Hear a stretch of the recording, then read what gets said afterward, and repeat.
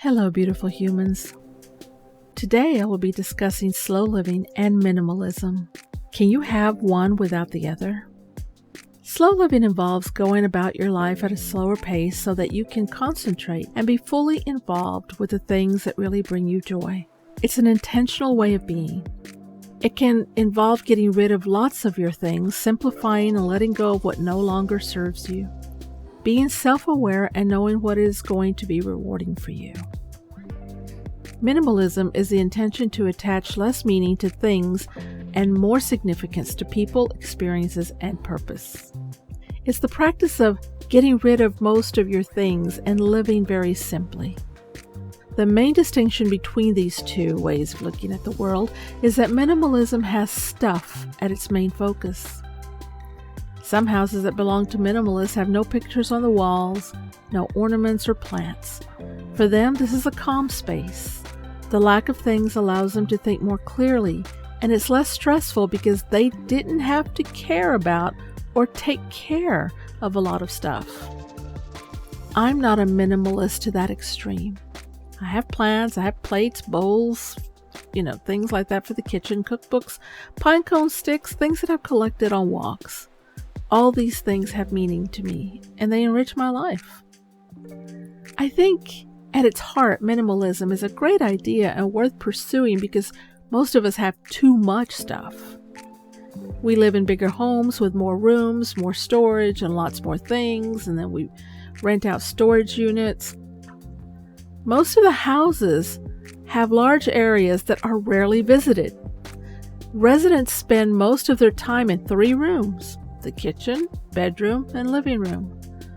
Spaces like separate dining rooms are hardly ever visited. And consumer debt just seems to go up and up as people spend most of their lives working to pay for things they hardly use. We're also ruining the planet with this desire for things. People throw lots of things away having barely used, and we are tearing up forests and ruining the last wild spaces to get more materials for more things we don't really need. This is crazy, and lots of us know it. In my opinion, it seems to me that extreme minimalism is not the answer. It's aesthetics by another name. I know we can change our relationship with things without throwing everything away and living in empty boxes. I think unhappiness comes about when we value things over people, when we attach our sense of self-worth to the things we own rather than the things we do, and the relationships we have. To me, slow living is a more fulfilling path. I'm decluttering and getting rid of things I don't use or don't mean anything to me. I no longer buy anything new without thinking about it, researching its usefulness and quality, and making sure I really need it. I spend time doing the things which are important to me, and I try to make a positive contribution to the world. I live with the intention to be happy, in the moment and without taking from the planet or others. It feels like a good balance to me. As humans, our personal history and roots are important to our existence and sense of self. I think things are also tied into this. We can treasure something which reminds us of an important time or a person we love. It's okay to have an attachment to some things if they bring us joy. When things become everything, that is where the problem starts for us as individuals and for society too. This is really a middle-class problem. The poor have more pressing issues to deal with, and their unhappiness does not come from having too much. It's all very well to suggest only owning a few things, but if you have no money, selling what little you have to live a life of freedom is not an option. Are you a minimalist? What do you think of the concept? I would love to hear from you. Leave a message in the comments, please. And if you are a part of my slow living community, thank you for being here. And if not, please subscribe and smush the bell so you can get notified when I upload more videos. The further I travel into this slow living, the more I see that it's not a one-size-fits-all approach to life. Schedules, online time, shopping habits, life with toddlers, anything and everything is different for everyone.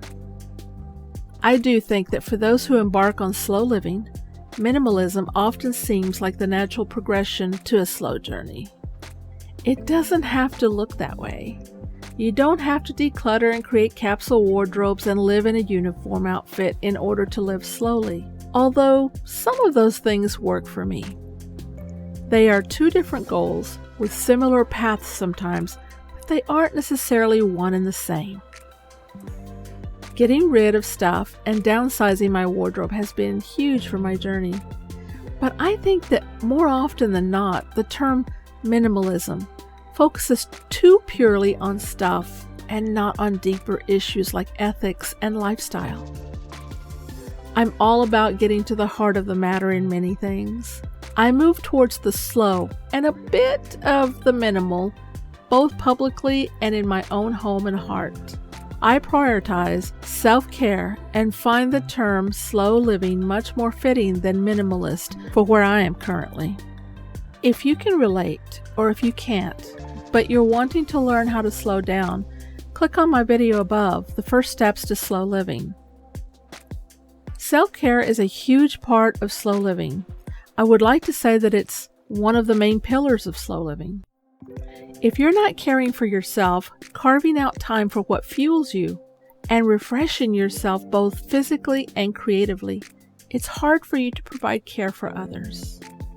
At whatever place you are in your life, I hope that this has given you some insight that even though slow living and minimalism sometimes cross paths, it doesn't always go hand in hand for everyone. Find a quiet place in your mind and see where you want to be. Take what resonates with you and discard the rest. By slowing down, you can actually hear your inner self and begin the path that nourishes your soul and brings you happiness.